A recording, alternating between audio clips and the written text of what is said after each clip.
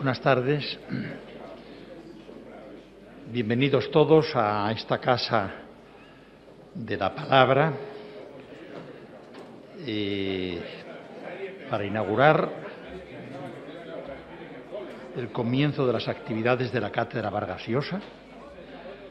Mario Vargas Llosa tiene en esta casa su permanente residencia, porque hace muy poco tiempo tuvo aquí el diálogo con Lipovetsky sobre su libro de La civilización del espectáculo, y poco más tarde estuvo en Nueva York, en el Centro Cervantes.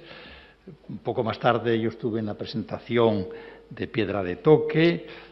Ayer estuvo aquí en una videoconferencia un tanto accidentada técnicamente, tecnológicamente, con motivo de la concesión del premio Carlos Fuentes.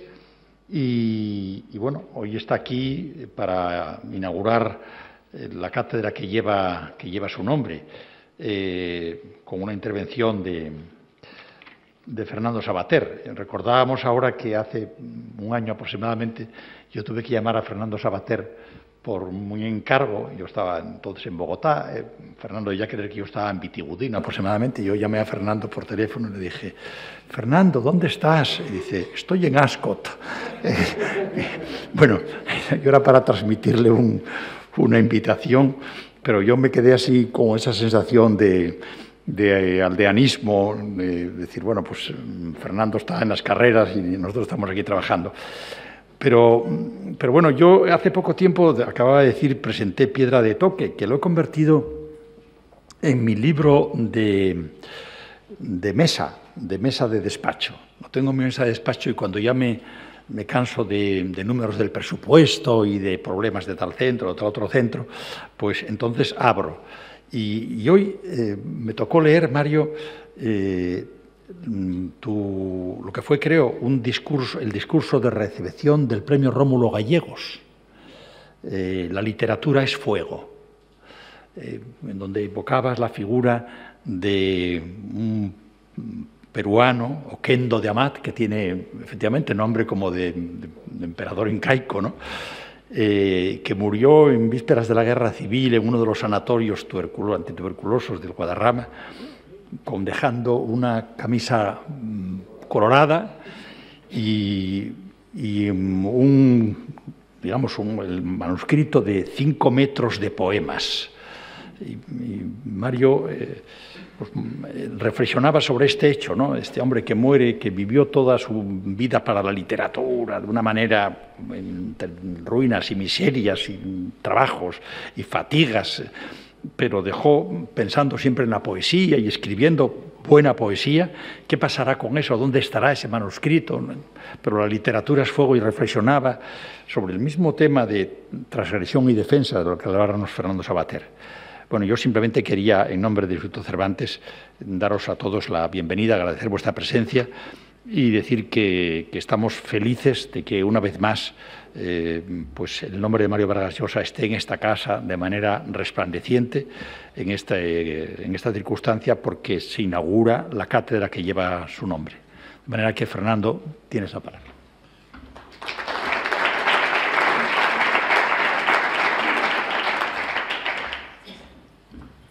Bueno, buenas tardes. No soy Fernando, pero espero con los años llegar a su sabiduría. Buenas tardes y muchas gracias por estar aquí. Somos pocos, pero tengo la impresión de que estamos muy bien avenidos. Y solamente decirles 2 o 3 palabras sobre lo que hemos hecho y lo que queremos seguir haciendo en la cátedra a lo largo de este año. Todo este año lo hemos dedicado a asentar los cimientos de un proyecto que nació entre dificultades de toda índole que nos siguen acuciando. Ya saben ustedes, la crisis, yo toco madera, pero por mucha madera que toquemos, la crisis sigue insistiéndonos. Este proyecto nació para exaltar las excelencias de la literatura en lengua española, para vincular sin retórica, como otras instituciones españolas que lo hacen esa misma labor de excelencia, para unir sin retórica alguna las literaturas de América Latina y lo que llamamos Iberoamérica y España, y en esa dimensión caminamos, en la dirección de la excelencia, en la dirección académica. Estamos en negociaciones muy adelantadas para que 6 de las universidades peruanas se integren en la cátedra. Tenemos conversaciones muy adelantadas también con la más importante Universidad de París. Tenemos ya un pie con tacón alto puesto en Panamá y en México. Firmamos en noviembre un convenio con la Universidad de Guadalajara y con la Feria Internacional del Libro, de modo que ese camino, más que elementos de fuerza mediática, es el que nos ha guiado en este año. El día 5 de noviembre próximo se inaugura el Congreso, el Canon del Boom. Espero que no tengamos que competir todos los días con el fútbol, pero parece que ese es nuestro destino en este principio de siglo. Víctor García Laconcha, el director de este centro y nuestro director por excelencia en muchas cosas, acaba de hablar de un texto, La literatura de fuego, que yo no sé exactamente cómo nació ese título. Yo creo que es un titular de prensa, y acaba de hablar de Oquendo de Amat, que era un iluminado de la literatura y de la vida. Yo tuve la suerte de conocer a quien luego escribió la investigación de esa vida perdida en Guadarrama, Carlos Coco Meneses, que ahora debe vivir en Mallorca y bastante viejito, y escribió un libro precioso con la investigación de Oquendo de Amat y cuando se perdió en el Guadarrama. Siempre recuerdo que lo publiqué yo, además en Canarias, en el año 73. Siempre recuerdo esa anécdota y recuerdo con mucho cariño a Oquendo de Amat. Pero ese es un discurso de un Vargas Llosa todavía muy joven y que, sin embargo, ya mostraba los cimientos de unos criterios muy sólidos. Tenía que ser sorprendente, yo no pude desgraciadamente vivir ese tiempo, pero tenía que ser sorprendente ver a un joven de escasos 30 años dando un speech de una envergadura tan sustancial que ha terminado por ser un texto obligatorio de lectura y de seguimiento.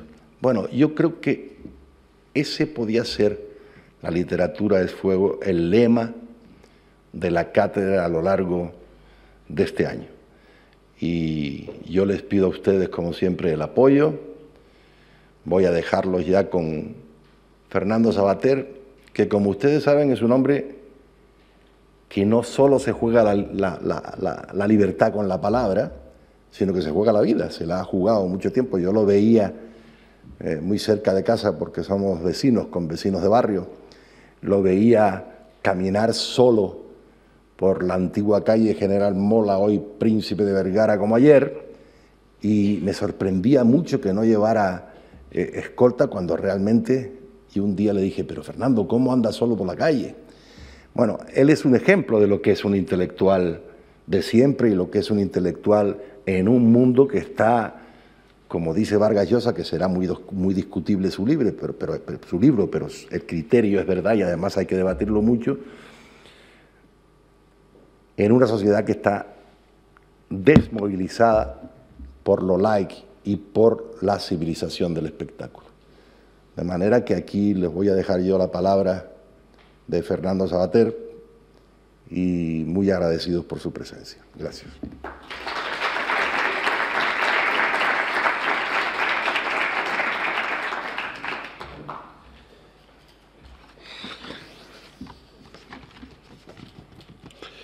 Bueno, queridas amigas, queridos amigos,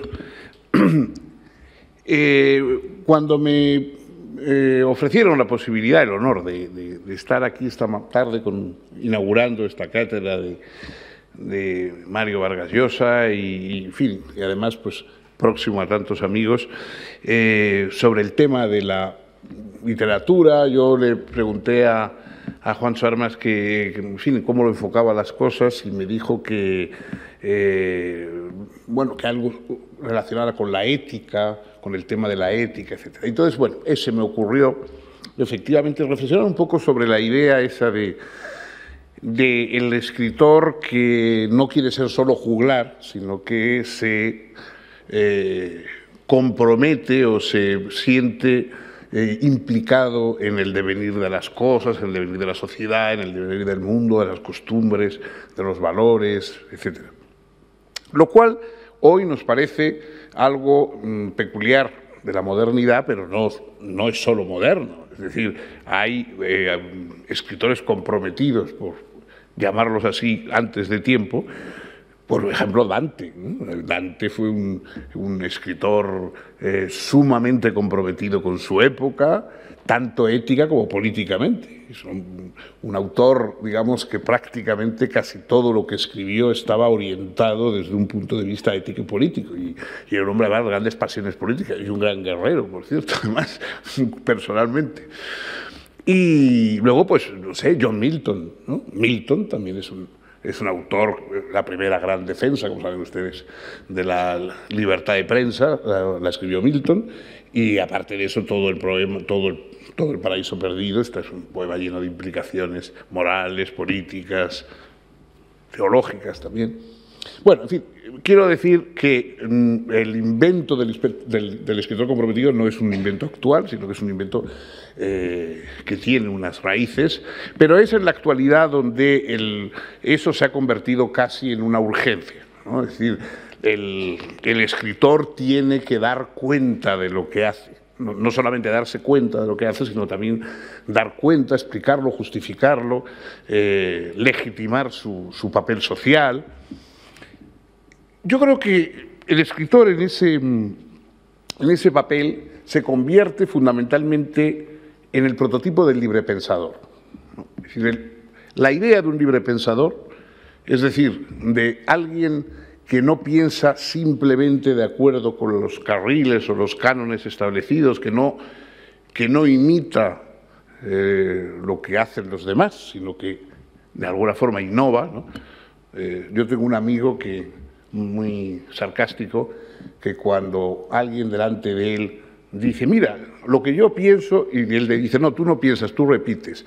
Bueno, pues y es verdad, porque la mayoría de la gente no piensa, ¿no? Repite una cosa que acaba de oír en la radio, no sé qué, y cree que se le ha ocurrido a él.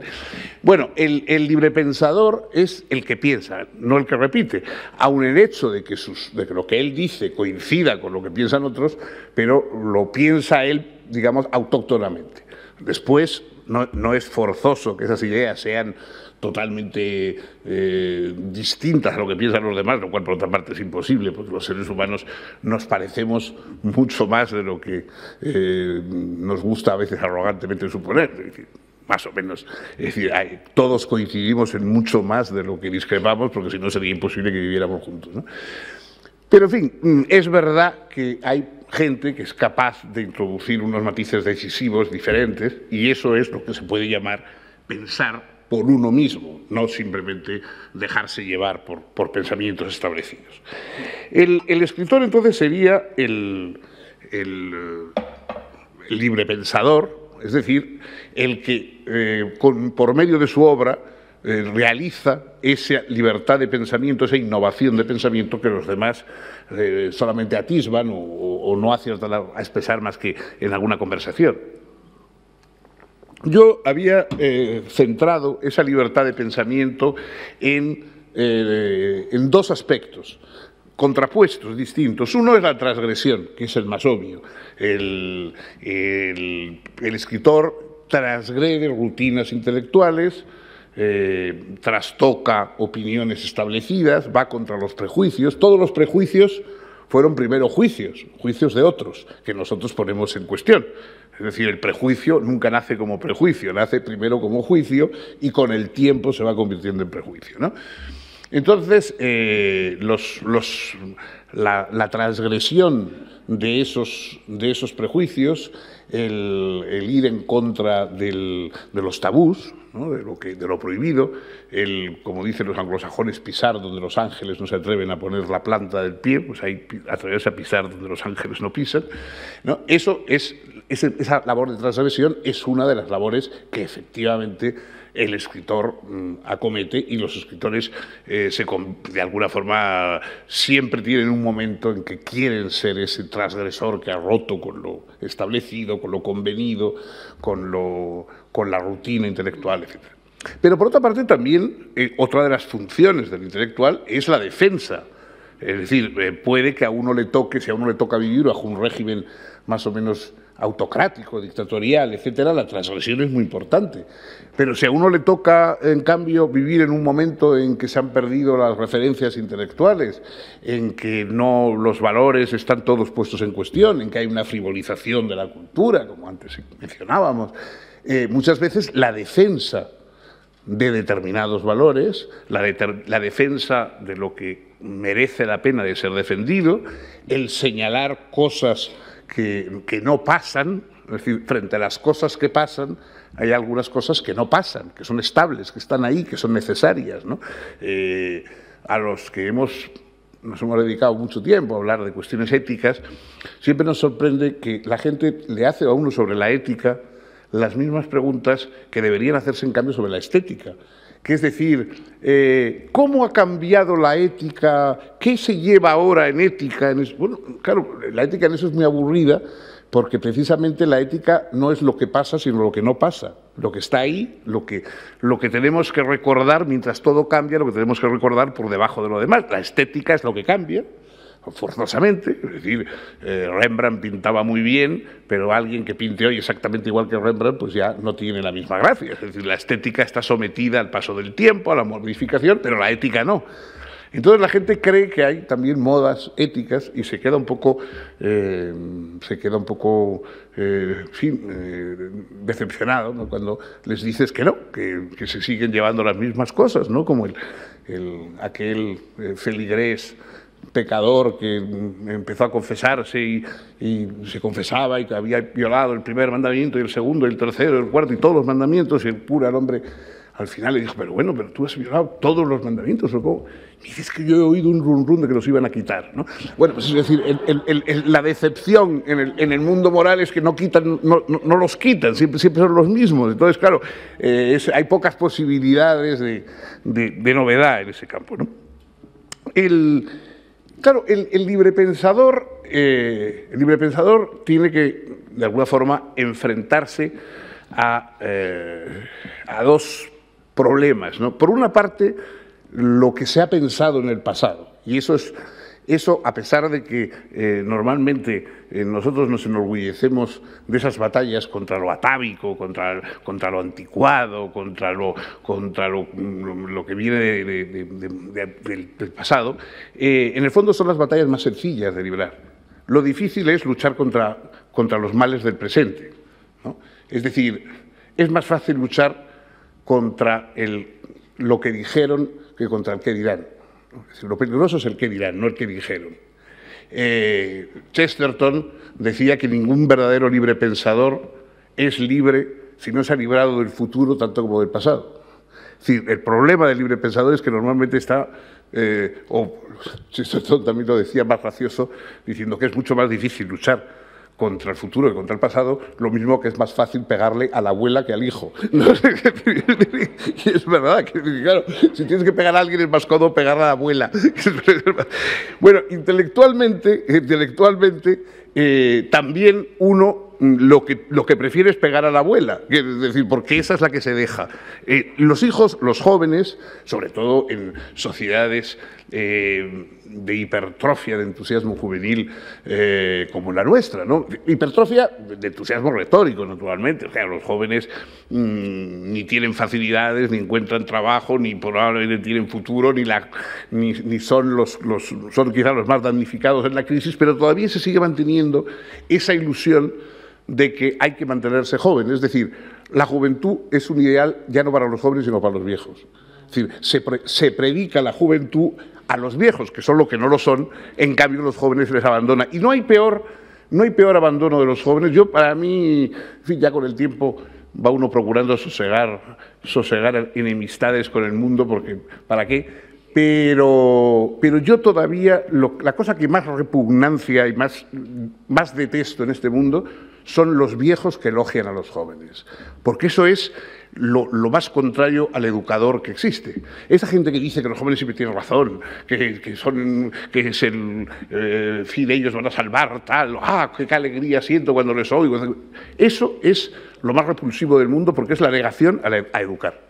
Es decir, educar es negarse al entusiasmo por lo juvenil, porque lo juvenil en el fondo es una explosión de posibilidades sin encauzar. Y lo verdaderamente complicado de la tarea del educador es que todo educador frustra al educado. Es decir, ante unas posibilidades infinitas, el educador muestra unas cuantas que son las deseables.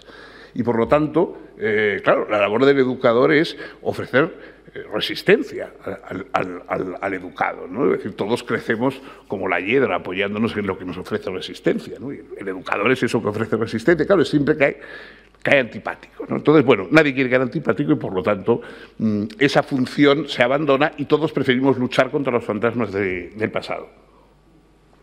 Y eso en los librepensadores puede ser uno de los problemas habituales. Otro problema es en nuestra época, para cuando se quiere de una consideración ética, antes el librepensador lo que buscaba era el sentido de las cosas, ¿no? El sentido de las instituciones, de las acciones humanas, de los proyectos. Hoy la búsqueda de sentido se ha sustituido por la búsqueda de eficacia. Y el único argumento que nadie pone en cuestión es el argumento de la eficacia. Es decir, cuando, por ejemplo, hay que justificar que uno se enfrenta a la pena de muerte, o a la tortura, o a la violencia contra los civiles, etcétera, hay que decir que eso es inútil. La violencia es inútil. Era una de las cosas que más nerviosos nos ponía a los que la padecíamos en el País Vasco. O sea, todos sabíamos que la violencia era utilísima. Por eso está prohibida, porque es utilísima, claro. La única forma de sacar dinero de un banco donde no has ingresado es entrar con una escopeta de cañones recortados. Es decir, la violencia es utilísima. Entonces, pero siempre se presenta como que es inútil. Y la tortura es inútil.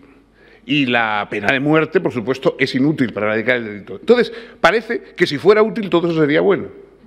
O sea, se da a entender que si la tortura fuera estupenda para conseguir delaciones, no habría ninguna objeción contra la tortura.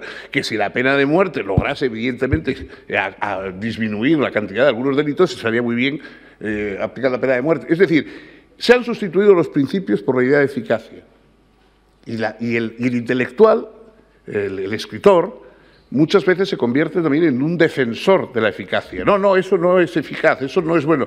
En vez de decir es malo, puede ser eficaz en tal o cual aspecto, pero sin embargo, por muy eficaz que sea, sigue siendo malo. No las cosas que se consiguen hacer no siempre son buenas. La eficacia no es más que lograr algo, y no todo lo que se logra es bueno. Muchas veces se logran cosas malas. Precisamente la pregunta es sobre si lo que estamos intentando es bueno o es malo, no cómo es la forma de lograrlo, ¿no? Bueno, luego hay también la idea, yo creo que si uno busca qué es lo que, de todas las transgresiones posibles, qué es lo que nunca se debería transgredir, y de todas las defensas imprescindibles, cuál es la única que nunca se debería abandonar, yo me decidiría por la verdad. Pero yo, sinceramente, pienso que no hay más que un tipo, en prensa, en novela, en lo que sea, no hay más que un tipo de escritor reaccionario, que es el que conoce la verdad y dice otra cosa. Puede que lo que él cree que es verdad no lo sea, pero que alguien cree que una cosa es verdad y dice otra por lo que sea, por oportunismo, porque le pagan o por piedad y por cariño a la humanidad, porque cree que no está preparada todavía para escuchar eso. Ese es el escritor reaccionario, el que no se atiene a la verdad. Lo cual no tiene nada que ver con que su literatura sea una literatura realista o una literatura fantástica, ¿no? Por supuesto, Yo, que soy un gran defensor de la literatura fantástica y de imaginación, precisamente siempre la he defendido porque me parece que es una excelente vía de llegar a la verdad, ¿no? Picasso, cuando un crítico de su época le censuraba sus cuadros y le señalaba a otros, le decía, mire, esto sí, esto es una pintura realista, esto es una pintura realista. Y decía Picasso, sí, es una pintura realista, pero no es real, ¿no? Y no es lo mismo la literatura realista que la literatura real. La literatura real es otra cosa. Al final del Macbeth, recuerdan ustedes, cuando Macbeth, el hombre, está ya acosado, ya en el castillo, y ve que el bosque de Birham sube a la alta colina de Dunsinane y el Macduff con el que él tiene que luchar no ha nacido del vientre de su madre, como efectivamente profetizaron las brujas, porque ha sido extirpado antes de tiempo de él por una cesárea, que entonces se consideraba que era una especie de nacimiento extraño, diferente, ¿no? Entonces, cuando él se da cuenta de que todo lo que le han profetizado, por absurdo, por raro que parezca, se cumple, y que su destino ha llegado al final, entonces, dice Macbeth, el diablo miente diciendo palabras verdaderas. Diciéndole la verdad la han engañado. Bueno, pues el diablo efectivamente miente diciendo palabras verdaderas y el escritor dice la verdad a través de las mentiras. Hay un hermoso libro sobre literatura de Mario que precisamente se llama así, La verdad de las mentiras. Y es eso, es decir, es llegar a la verdad a través de la ficción, no mentiras en sentido amplio, es decir, de ficciones. Y las ficciones pueden ser fantásticas, pueden ser viajes de la imaginación, pero esos viajes de la imaginación siempre nos acercan a un núcleo de verdad. Y esa verdad es lo que no creo que se pueda transgredir. Uno puede transgredir lo demás, pero en el fondo todas las revoluciones se hacen en nombre de la verdad. Las de verdad, las revoluciones de verdad, es decir, las verdaderas revoluciones que ha habido en la modernidad, la revolución por los derechos, por la igualdad entre hombres y mujeres, por ejemplo, o la defensa de una educación y de unos servicios públicos para todos, es decir, las verdaderas revoluciones, que fíjense, son revoluciones que nunca se han hecho en nombre de la diferencia, sino en nombre de la igualdad. Porque hoy una de las supersticiones de nuestra época que hay que acatar es eso de decir el gran valor de los seres humanos son sus diferencias. Mentira. El gran valor de los seres humanos son sus semejanzas. Es gracias a las semejanzas que sabemos que el que pasa hambre en China está lo mismo que el que pasa hambre aquí.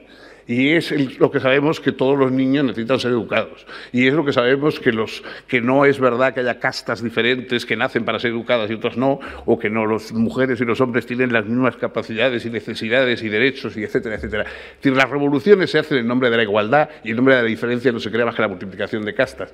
Pero en nuestra época, sin embargo, celebra la diferencia como una cosa maravillosa y siempre que se habla de igualdad o de unidad es algo mussoliniano. Bueno, tampoco el compromiso del escritor se celebra por ser un compromiso. Es decir, hay escritores que han estado comprometidos con causas abominables. Claro, yo muchas veces oyes gente que dice los intelectuales tienen que comprometerse, tienen que comprometer y tal. Entonces les dicen lo que piensas y me dicen, es tú racional y un fascista. No sé qué. Bueno, pero no me dice usted que me comprometiera. O sea, es decir, no, hay que comprometerse con lo que ellos quieren que se comprometa uno.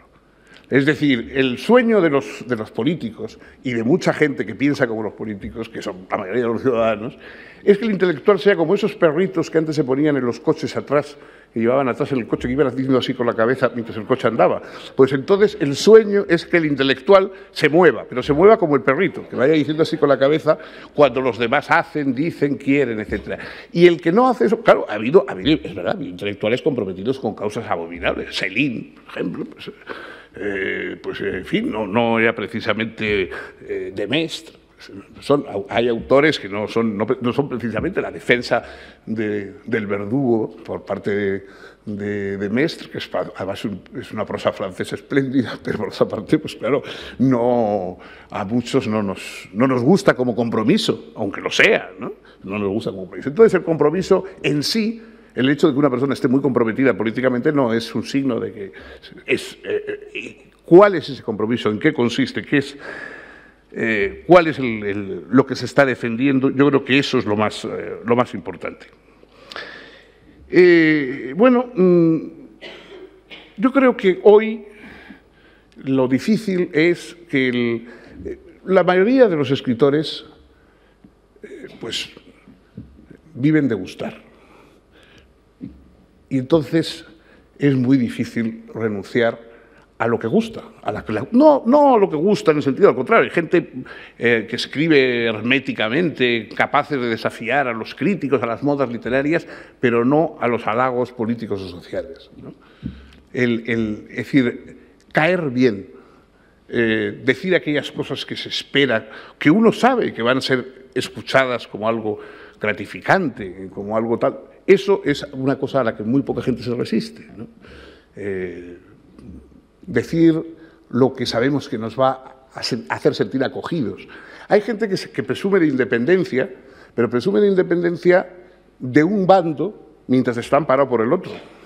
Porque claro, es decir, no hay ningún problema en ser independiente de unos siempre que uno tenga segura la espalda guardada por los otros. El problema es cuando uno no tiene ni unos ni otros. Es decir, cuando uno de alguna manera se encuentra en la intemperie. También es verdad que también el aire libre es una forma de arquitectura, como decía, como decía Santayana, pero es una forma de arquitectura donde llueve bastante más que en otras, ¿no? Yo, para acabar estas consideraciones, y si quieren ustedes que hablemos o les parece que podemos hablar sobre alguna de estas cuestiones, yo quisiera hacer un elogio de la cultura de la transición en España. No de la transición misma, como aventura política, etcétera, que yo creo que fue muy importante, sino de la cultura de aquella época, de lo que entonces se escribía, de lo que entonces se cantaba, se hacía, de la idea de un proyecto creador, de creación lúdica, común, de la forma en que se interpretaban las cosas que unos y otros decíamos en aquel momento, ¿no? Hay un filósofo, sobre todo escribe sobre cuestiones éticas, también sobre otras, pero en fin, un filósofo anglosajón que se llama Donald Davidson, que tiene lo que él llama el principio de caridad, que dice que es imprescindible aplicar el principio de caridad en las discusiones, que es que cuando alguien te dice algo, hay que intentar tomarlo en el lado más favorable a sus tesis y a lo que él dice. Es decir, no tomarlo de tal manera que quede todo desvirtuado y que el otro quede como un imbécil antes de haber empezado a discutir, sino que hay que tomarse en serio el argumento y decir, bueno, si no lo ha expresado bien, yo lo que creo que quiere decir es esto, entonces voy a interpretarlo de la manera más favorable para él. Bueno, en la transición española, la cultura de la transición estaba basada en el principio de caridad, es decir, las cosas se interpretaban siempre de la manera que pudiera ser más favorable a aquel que las estaba diciendo, a aquel que se estaba defendiendo, a veces probablemente con exceso. Es decir, yo creo que se llegó a una actitud a veces pues ingenuamente positiva, ¿no? Y que hay dentro mismo de la propia Constitución española hay cosas que se ve que brotan de ese principio de caridad, ¿no? Es decir, bueno, hay que las lenguas propias de las diversas regiones tendrán una protección especial por parte del Estado, etc. Bueno, eso nadie lo podía interpretar diciendo y por lo tanto el castellano no se utilizará en la educación. Claro, el principio de caridad era utilizar eso diciendo son lenguas que han estado minorizadas y perseguidas, a veces prohibidas, tienen derecho, digamos, a una recuperación, una protección. Nadie podía pensar que eso iba a ser interpretado de la otra manera. Y así otras muchas cosas. Es decir, hay muchas cosas que se interpretaron con ese principio de caridad, pero yo creo que ese principio de caridad era bueno. Ese principio de caridad era positivo, era ennoblecedor. Y, de hecho, el periodo de la transición, culturalmente hablando, fue de los más nobles de la historia reciente de España. Es decir, pocos periodos ha habido tan nobles. Hoy es significativo que en este periodo actual, que desgraciadamente en muchos aspectos no comparte esa nobleza, surja enseguida movimientos críticos específicamente contra la cultura de la transición. Bueno, por parte de gente que afortunadamente, por razones biológicas, no tuvo edad suficiente para estar allí y estropearla, ¿no? Yo creo que la defensa de esa cultura quizá es algo que no, bueno, es inútil, ¿no? Es celebrar el siglo de oro, pues no lo va a volver a traer y todo lo demás. Pero de todas formas, como de alguna manera todavía esa cultura está próxima y algunos de sus representantes están vivos y activos, aunque un poco pachuchos a veces, el decir que aquello mereció la pena, pero insisto, no políticamente, mereció la pena en el sentido cultural, en el sentido de esa ética del escritor, del pintor, del director de cine, etcétera. Me parece que es importante recordarlo y que es importante insistir en ello hoy, en esta época en que no sé si falta ética, pero a veces falta moral en el sentido en que se hablaba de la moral del alcoyano, es decir, falta moral en cuanto a coraje intelectual, ¿no?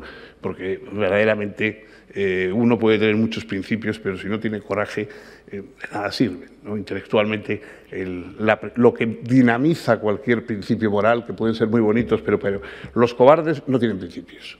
Es decir, a pesar de que sean personas buenas, dulces, suaves, manejables, son moralmente inútiles.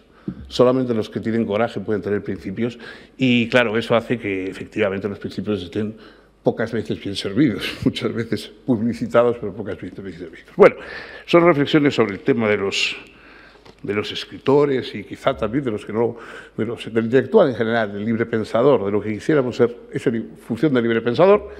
Y bueno, yo me gusta haber hablado de ello porque primero es un tema propio, tanto como escritor como profesor que fui de filosofía, y luego porque además se hace en una cátedra como esta, con el que lleva el nombre de Mario Vargas Llosa, que es, como saben ustedes, está muy bien, un ejemplo de esa ética del principio y del coraje que se puede exigir al escritor. Muchas gracias.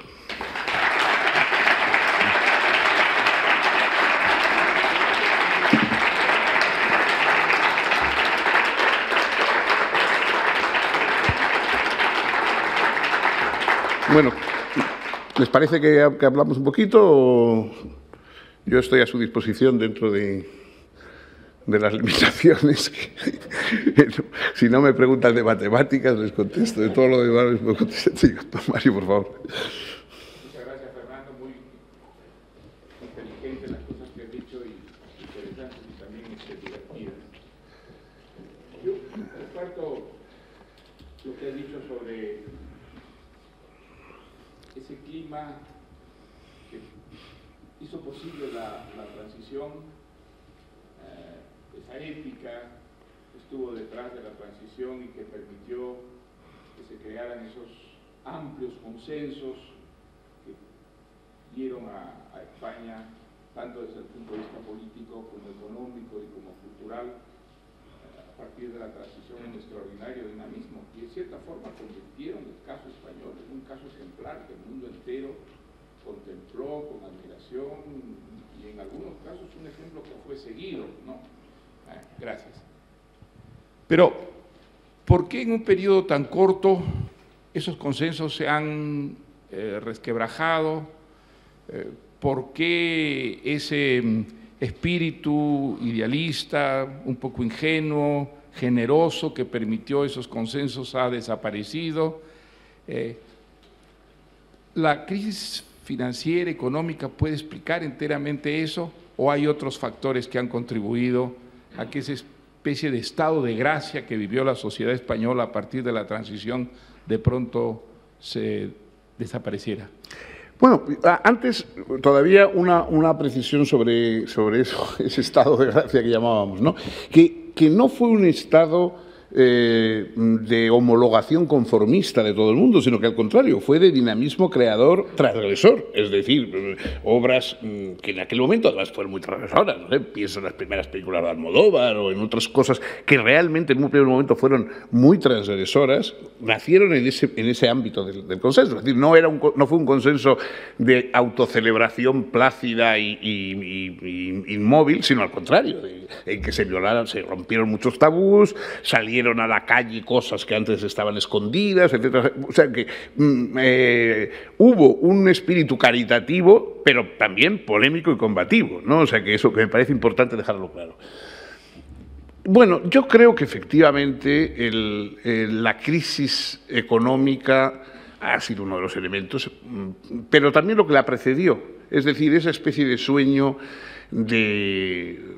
que todos éramos millonarios, de que podía vivirse como rico sin serlo, de que lo importante era eso, ¿no? Es decir, bueno, si, con una expresión un poco anticuada, podríamos decir que hubo un aburguesamiento de la población, en el sentido en que un pensador no sospechoso precisamente de revolucionario, como era el colombiano Nicolás Gómez Dávila, Nicolás Gómez Dávila decía que burgués era todo aquel que estaba satisfecho con lo que era e insatisfecho con lo que tenía. Y esa es la mejor definición que hay de la burguesía. Es decir, los que hicimos, por decirlo así, la cultura de la transición, estábamos insatisfechos con lo que éramos, con ser ciudadanos de segunda de Europa, con no tener una democracia, con que se nos tratara como a vasallos y no como a ciudadanos, etcétera, etcétera. Estábamos insatisfechos con lo que éramos, no con lo que teníamos. Probablemente España en aquel momento pues pasaba por un momento de binandanza económica, había en toda Europa también había un momento de repunte económico, etcétera. No había una discusión sobre que había que tener más, sino sobre que había que ser otra cosa y que ser de otra manera. En cambio, después, poco a poco, todo el mundo se quedó contento con lo que era, sobre todo si era algo específico. Se quedó contento con ser vasco, con ser catalán, con ser andaluz, con ser... Es decir, todo el mundo estaba autosatisfecho con lo que era, pero en cambio insatisfecho con lo que tenía. Le había tocado poco. Es decir, todo el mundo estaba muy contento con ser lo que era, pero le había tocado poco en el reparto. Y eso es lo que ha llevado, yo creo, a la situación actual. La situación actual es una situación en que, aparte, por supuesto, de que hay unas razones objetivas de descontento, la crisis es real, ha creado unos problemas laborales, sociales y humanos trágicos, eso no cabe la menor duda, se están recortando parcelas, digamos, que se daban por garantizadas y que son muy importantes porque los servicios públicos son el elemento de redistribución de riqueza fundamental en una población. Y atentar contra los servicios públicos es atentar contra la armonía social, porque cada vez va a haber más diferencia entre los ricos y los pobres. Los ricos son los que no necesitan servicios públicos y los ciudadanos normales sí. Entonces, según vayan creándose una sociedad en la cual cada cual tiene que pagarse sus protecciones, pues eso va a causar una fractura social grave y todo eso tiene grandes importancias. Pero yo creo que sobre todo también hay, incluso mentalmente, esa idea de que está muy bien lo que yo soy, pero quiero que me den más, quiero que me toque más, etc. Yo creo que eso, a mí por lo menos en parte, es lo que veo como causa de esto. Dime, Felipe. No, perdón, es que había dos.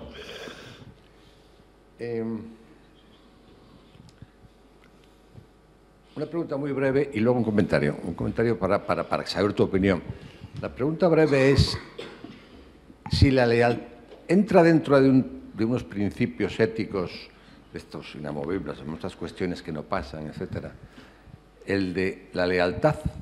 O sea, la lealtad es un principio ético. Y un minuto. Yo pienso, en mi opinión, los problemas que Mario Vargas apuntaba de por qué la transición fue así y ahora estamos en otro mundo, en mi opinión, y como tú dijiste desde el principio de la cortesía o de la caridad, había algo que no estuvo presente, que era en todo el mundo la lealtad. Yo creo que cada cual, aparte de llevarse bien, consensuar, etcétera, pero no todo era el consenso, no todo era tal, sino que había que tener dentro, debajo, como cimiento la lealtad. Si no había esa lealtad, en cuanto se cerró la Constitución, comenzaron los problemas. Y voy a la segunda. A propósito de tus palabras, los problemas que hoy la sociedad política, no digo la sociedad real, sino lo que aparece en los periódicos, lo que aparece en el New York Times, no es tanto la pobreza derivada del corte de servicios públicos como el puerto de arrebatacapas en que, por ejemplo, el Gobierno de Cataluña ha convertido esto. Es decir, eso no tiene nada que ver con la crisis económica. Seguramente tiene que ver porque es una manera de tapar, pero eso no es una falta de ética monumental, el camuflar la realidad, poniendo otro problema por delante para evitar. Bueno, la lealtad es evidentemente, yo siempre, incluso en las relaciones más personales, he sido muy partidario de la lealtad frente a la fidelidad, ¿no? La fidelidad me parece propia de perruna, ¿no? Es una cosa perruna, y en cambio la lealtad me parece que es lo propio de los seres humanos, ¿no? Entonces, en ese sentido, siempre he sido muy poco fiel, pero muy leal. Ahora, claro, la lealtad muchas veces es una lealtad crítica, es decir, la lealtad no es, a diferencia de la fidelidad, que es de alguna manera siempre el revestimiento de no tengamos problemas. La lealtad muchas veces crea problemas precisamente por lealtad. O sea, por lealtad puedes decir lo que piensas, por lealtad puedes defender principios que se han traicionado. O sea, que la lealtad a veces es polémica, es incómoda. O sea, es decir, si tú eres leal a alguien, puedes llegar a serle incómodo, mientras que si le eres fiel, no. Por eso los tiranos lo que quieren es que todo el mundo les sea fiel y no les importa que les sean leales. La lealtad es crítica, etcétera, etcétera. Y sí, yo creo que tienes razón. Falta o ha faltado lealtad. Se ha visto que yo creía o siempre he creído que había un fondo de lealtad y que en un momento determinado me parece que lo hubo, es decir, que todos estábamos haciendo concesiones por lealtad a lo que considerábamos importante y después eso se ha roto y etcétera, ¿no? Lo que pasa es que no solamente es que se quiera tapar, es que el nacionalismo en sí, es decir, o más bien, por llamarlo ya más que nacionalismo, el separatismo es una enfermedad oportunista, es decir, ataca a los cuerpos débiles. Y lo que ha hecho la crisis es debilitar enormemente al Estado. Entonces, el Estado debilitado se encuentra atacado por los virus de los separatismos, porque los separatismos, claro, nadie le hace la revolución a Luis XIV, se la hacen a Luis XVI. Los nacionalistas no salieron a la calle en el momento en que el Estado va bien, porque saben que ahí no hay nada que hacer. Salen al momento en que se puede decir lo mismo que pasó en el 98, es decir, pues, cuando se vio que España no podía defender Cuba, ni los ingenios azucareros propiedad de los catalanes que había allí, ni teníamos barcos para enfrentarnos a Estados Unidos, entonces evidentemente, ¿qué pasó? Pues claro, que a nadie le interesaba. Ya no interesaba, porque claro, eso también es un problema ético. La democracia, Europa, interesa mientras nos dan cosas. Es decir, en cuanto ya no nos ofrecen y no nos dan rentabilidad, ¿para qué quiero yo democracia? ¿Para qué quiero yo Europa? Es decir, nunca se ven como proyectos, se ven siempre como deme algo, ¿no? Es del chiste, deme algo, ¿no? Y cuando dejan de dar, ya no tiene interés, ¿no? Entonces, eso me parece que forma parte de este problema. Ya el Estado no da, sino que más bien al contrario. Ahora lo que estamos viendo es que de un modo o de otro va a pedir compromisos, va a pedir esfuerzos, aunque sean críticos, etcétera, etcétera, ¿no? Entonces, claro, se suscita o la desafección o la indignación. Que bueno, yo me explico la indignación, pero claro, evidentemente la indignación no puede resolver ningún problema, ¿no? Si la indignación resolviera los mares, curaríamos el cáncer pegando a las enfermeras, ¿no? No, evidentemente la indignación no resuelve nada, ¿no? Entonces, ese es el problema, ¿no? Es decir, que claro, que la desafección y la indignación no pueden sustituir a la lealtad constructiva o crítica. Fernando, el principio que has elegido yo creo que está muy bien elegido, que es la verdad, ¿no? En un momento. Decía Kant aquello de que la mentira es la llaga de la humanidad sin ninguna duda, ¿no? Pero en ese sentido lo hemos hablado alguna vez. Está el que miente y está el que se miente, ¿no? Y quizá algunos biógrafos, dice Pinker, que han empezado pensando que la gente eran cínicos y tal, cuando han hecho la biografía de Stalin o de Hitler y tal, y que han visto que no, que al final que es que se lo creían. Esa mentira, la del que se lo cree, ¿no? Que está en la línea de la ideología, de la demagogia, de dar opiniones por hechos, un poco igual responde también a la pregunta de don Mario Vargas Llosa de por qué, porque aquí y en este país nos mentimos mucho, nos hemos mentido mucho y ahora nos mentimos mucho. Y también, Eliot terminaba un ensayo célebre diciendo que los seres humanos soportamos dosis bajas de realidad, ¿no? Que no soportamos dosis muy altas de realidad.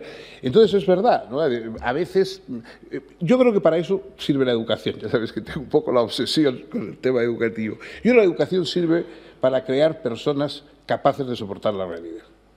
Es decir, la educación no es para formar niños permanentes, es decir, ese entusiasmo que hay de hay que dejar la espontaneidad. No, o sea, no es para formar niños permanentes, es para formar adultos, y los adultos son los que pueden soportar la realidad de una manera creativa, pero soportar la realidad. Entonces, vivimos efectivamente incluso en fórmulas educativas, religiosas, etcétera, que preparan para no soportar la realidad, para huir a otras cosas que no sean soportar la realidad. Por eso creo que es un problema.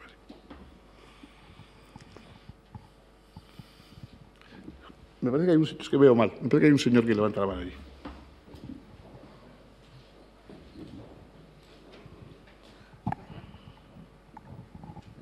Sí, hola, buenas tardes. Yo era estudiante en la Facultad de Geografía e Historia en la Universidad Autónoma de Madrid cuando a usted le echaron de profesor en la facultad. Ha pasado varias veces. Sí, esto fue... No, yo creo, es una costumbre cíclica. Sí, yo creo, bueno, esto debe ser de las primeras veces. Sí, probablemente. Se lo digo porque yo he vivido la transición, lo cura y menos intensamente que usted. Y entonces me ha interesado lo que ha dicho de que hay que un poco recuperar o salvar la cultura de la transición como cultura, ¿no? como actitud, ¿no? Y el problema está en que yo me pregunto si eso obedece a una cierta añoranza o una construcción hacia el pasado de lo que realmente fue más de lo que se vivió. No lo sé porque usted la vivió mucho más intensamente que yo, incluso con esos problemas, ¿no? Usted la habían echado, yo estaba entre los manifestantes que abogaban para que usted le admitiera, ¿no? Hay una cosa que escribió José Ferrater Mora a final de su vida, que publicó El País, a mí me impresionó mucho, sobre la tolerancia, ¿no? Era un gran discurso sobre la tolerancia y ponía dos excepciones. Uno era la intolerancia contra la ignorancia y otro la intolerancia contra los intolerantes. Entonces, cuando hablamos de la cultura de la transición, veo yo un problema, y es que esa cultura, que efectivamente es un ideal ético, que ocurre cuando se trata de extender a personas que no siguen poco las reglas del juego de esa cultura de la tolerancia en este caso. Me refiero a los nacionalistas, es decir, hasta qué punto, pues desde los años 70, en los pactos escritos y no escritos y tácitos de la transición, pues se permitió, se adoptaron reglas del juego frente a personas que a lo mejor no merecía que se les hiciera, y ahora viene el problema. Eso es decir, ¿no? Un poco por extrapolar el caso de la Segunda Guerra Mundial en relación con Chamberlain y Hitler, ¿no? La política del appeasement, ¿no? contra alguien que está ahí, que se le deja hacer hasta que realmente ya te ha cogido por el cuello. Artur Mas, por ejemplo, yo me acuerdo cuando era conseller en CAP, el último gobierno de Jordi Pujol, no hace 10 o 15 años, esto es una anécdota, pero bueno, da una idea del personaje, y pues se le ocurrió establecer en Andorra la sede social de una selección catalana de fútbol. Es decir, que es el mismo personaje, no viene de ahora, de que se le acaba de ocurrir un movimiento por la autodeterminación, sino que ya estaba ahí, y antes de él estaba Jordi Pujol y estaban los nacionalistas vascos, que usted sabe muy bien, de manera que no sé si... Que la idea de la cultura de la transición está bien siempre y cuando, claro, quien acepte la cultura, quien se asume a eso, acepte sus reglas de juego. ¿Qué ocurre cuando se invita a personas que no lo van a hacer, ¿no? Bueno, yo supongo que eso es un poco lo de la lealtad que decías tú, ¿no? Claro, hay una cosa interesante, es interesante todo lo que usted dice, pero hay una cosa interesante especialmente, que era el tema este de la tolerancia con el intolerante en el sentido fuerte del término. Eso empieza, yo creo que el texto más emocionante de todos los textos de Platón es en el Gorgias. En el Gorgias hay un debate en que, recordarán ustedes, Sócrates defiende que es mejor padecer injusticia que causarla, porque padecerla no depende de nosotros, no es una opción nuestra, no mancha nuestra alma, digamos, si padecemos una injusticia, y en cambio causarla pues, es una decisión nuestra. Bueno, entonces hay un debate, entonces hay un joven que se le enfrenta, un joven llamado Caliclés, que es un joven arrogante, bueno, parece un personaje un poco casi caricaturescamente fascista, ¿no? Porque es un joven arrogante, violento, que dice nada, todo esto son... Nietzsche sacó muchas cosas de este diálogo, ¿no? Bueno, todo esto del bien, de la virtud, esto que está usted diciendo, son cosas que han inventado los débiles frente a los fuertes. Claro, los fuertes somos malos porque somos fuertes, y los débiles entonces han inventado que ellos son buenos porque son débiles. Bueno, este tipo de argumentaciones y tal, y entonces empieza a discutir, y claro, pues Sócrates defiende su postura y empiezan a debatir. Y al principio, pues Caliclés con muy malos modos contesta a Sócrates, pero hay un momento en el diálogo en que empieza a darle la razón, a seguir el juego, digamos, a Sócrates, ¿no? Y Sócrates con su estilo habitual, no es más cierto que no sé qué y tal, y otro dice, pues sí, y no, pues será, y tal. Y hay un momento en que, claro, el propio Sócrates se desconcierta y dice, entonces estamos de acuerdo, y le dice el otro, no, me da igual lo que digas, me da igual. Yo no utilizo la palabra como tú, yo tengo la fuerza, me da exactamente igual, tú sigue hablando y hablando y hablando, me da igual. Ese es el momento verdaderamente más trágico, yo creo, mucho más trágico que la muerte de Sócrates, que es un poquito más rococó. El verdadero momento trágico de Sócrates es cuando se enfrenta con alguien que dice, no, yo no voy a hablar contigo. O sea, yo utilizo la palabra para dar órdenes o para intimidar o para asustar a la gente y se acabó. Y a mí me da lo mismo estas cosas, que todas estas sutilezas que estás tú, me da igual. Entonces, ese es el problema. Entonces, ¿qué hace uno? Sigue como Sócrates diciendo, pero oye, pero hombre, no te vayas, tal. O se compra una espada. Eso es el asunto. Yo estoy muy de acuerdo contigo en que efectivamente el principio de caridad ejecutado durante los años de la transición pues ha creado un recuerdo de una cultura determinada, que también es un principio de añoranza y un poco melancólico. Eso sí, pero yo creo que fuimos demasiado caritativos, que en el fondo sospechábamos, por lo menos una cierta mayoría, que esto que está ocurriendo ahora iba a ocurrir de todas maneras. Que la deslealtad era una evidencia y que la apariencia de lealtad por parte de los nacionalistas no era nada más que una estrategia. ¿Tú qué opinas sobre eso? No fuimos demasiado... Nosotros, en el País Vasco era más fácil verlo, porque claro, allí estaba activa, de hecho, allí se había puesto a la gente, digamos, a todo el mundo en la calle, se había acabado, los propios, gente que había estado en ETA, pues lo dejó y estaba encantado. Entonces, es evidente que si aquello continuaba, y continuaba todavía con un grupo que seguía mal que bien, amparando y diciéndoles, bueno, no lo dejéis del todo, porque esto es un instrumento que tenemos de presión y no lo...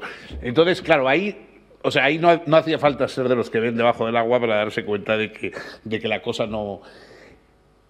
Pero quizá en lo demás, o sea, yo creo que la disposición era positiva, es decir, había que compensar el péndulo patriótico que había hecho Franco, había que llevarlo a otro lado, había que hacer una España que fuera simpática a la gente, a la cual uno no tuviera ese aire, digamos, un poco de estremecimiento que se tenía cuando se veía la bandera y el tricornio y no sé qué, sino que eso fuera visto otra vez con normalidad, ¿no? Lo que pasa es que ha habido lugares en que yo creo que la España democrática no ha tenido una oportunidad. Es decir, sobre todo en el País Vasco y en Cataluña, yo creo que la España democrática prácticamente... Bueno, en el País Vasco, desde luego, no ha tenido políticamente una oportunidad. O sea, ha estado siempre considerada, pues es un mal mayor o menor, pero un mal. No ha tenido nunca una oportunidad. Y en Cataluña empezó teniendo una oportunidad. O sea, no es verdad que todo fuera desde el principio así. O sea, yo he estado de mantenedor en las fiestas de Olot, en Cataluña. Invitado por los nacionalistas, todo y tal, y no pensaba muy distinto que ahora, y ahí estuve y no pasaba nada. Pero ahora, si me paseo por las calles de Olot y con los geos, pero quiero decir, pero eso ha cambiado. O sea, no es verdad que siempre fuera así, eso ha ido cambiando. O sea, se ha ido creando. Yo por eso te digo, creo que hay otros elementos. O sea, que la hinchazón retórica del nacionalismo se ha movido por otras razones que no son tan retóricas, que son económicas, que son de poder. O sea, el hecho de lo que era una cosa más o menos que se podía, bueno, que podías incluso hacer bromas y discutir. Yo me acuerdo que había discutido con amigos y tal, y hacerles bromas sobre el nacionalismo y tal, y todo eso era aceptado. De pronto se ha convertido en una cosa agónica. Y se ha convertido en una cosa agónica porque está efectivamente tapando otras cosas que son las reales, ¿no? A mi juicio, ¿no?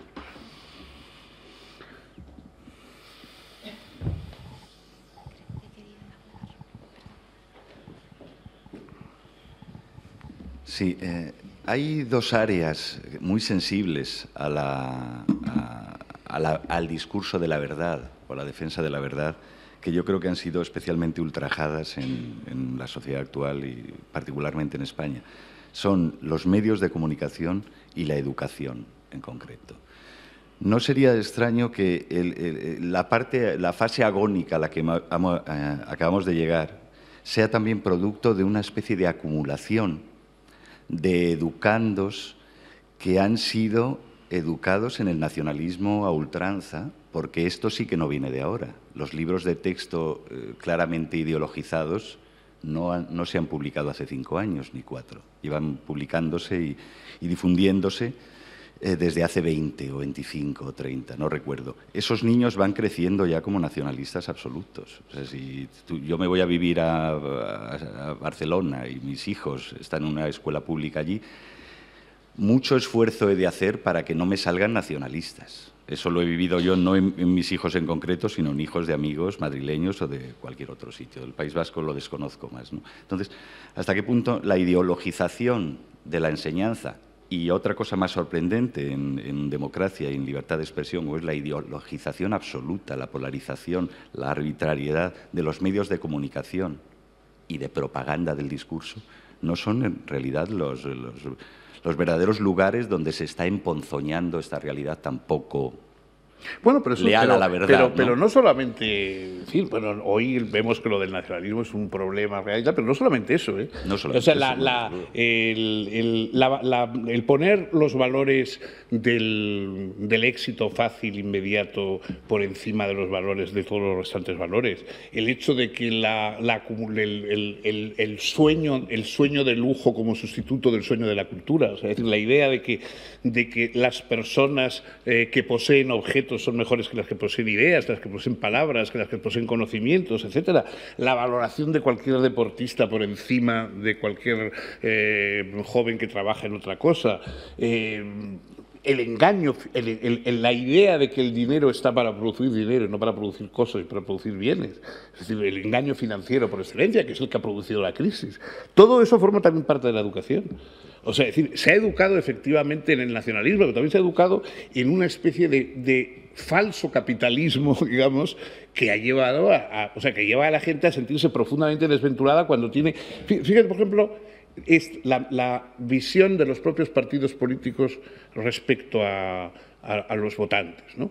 Cuando nosotros nos lanzamos a la aventura de hacer un partido nuevo de UPyD, la obsesión de todo el mundo, y todavía ahora se oye, la obsesión de todo el mundo es: pero vosotros, ¿a quién le quitáis los votos? Al Partido Popular, al Partido Socialista. Entonces, el Partido Socialista y el Partido Popular eran como dos rediles que tenían unas ovejas y que las contaban todos los días, y entonces ese se lleva una oveja mía. Uno dice, ya, pero si los votantes son personas que deciden lo que quieren votar. Entonces, no concebían que hubiera votantes que, en vez de plantearse si querían ser del Partido Popular o del Partido Socialista, dijeran, no, yo lo que quiero hacer es esto y esto y esto, y si esto no lo hace nadie, me juntaré con otras personas a ver si lo podemos hacer. Eso no le interesaba a nadie. Lo que le interesaba era si tú le habías robado al otro. O sea, esa visión de que los políticos son propietarios de la sociedad y que por lo que se les escapan las ovejas y tal, eso luego ha dado lugar a esta especie de antipoliticismo absurdo de decir, qué malos son los políticos, vamos a esperar a la puerta y a pegarles con un palo. O sea, que eso es como si los que están fuera del Congreso no fueran tan políticos como los que están dentro. O sea, bueno, pero esa mentalidad, que se ha ido creando porque se ha creado la mentalidad de que los políticos son propietarios de los ciudadanos y de que los ciudadanos tienen que ser o de unos o de otros y no se puede salir de ahí, ¿no? Yo eso también, o sea, que creo que efectivamente, es verdad, la educación nacionalista tiene muchos... Sobre todo, yo te diría más que por lo que se ha dicho, por lo que no se dice, porque además se ha extendido a regiones que teóricamente pues, no tienen por qué tener esos problemas de nacionalismo. Cuando tenía unos amigos que tenían una pequeña empresa hace tiempo de libros de bachillerato, y los problemas que se les ocurrían, que les ocurrían eran tremendos. O sea, es decir, el libro de historia del arte, Entonces, la elección de, cuando iba a Andalucía, pues claro, la elección del románico iba ilustrada con una foto, no sé, de San Martín de Fromista.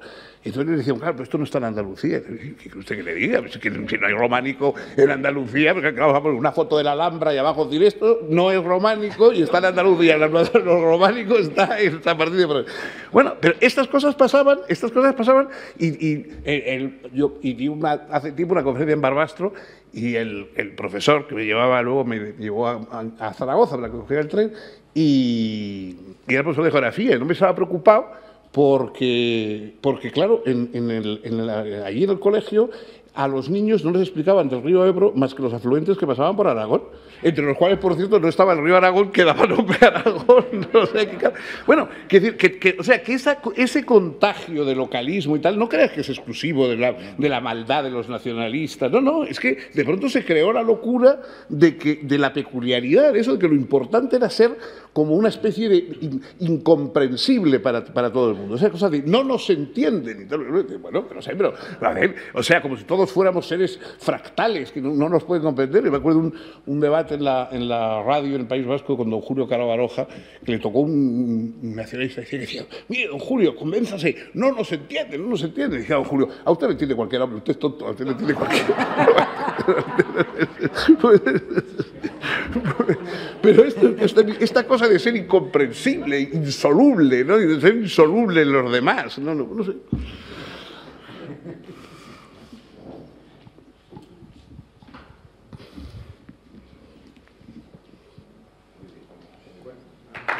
Bueno.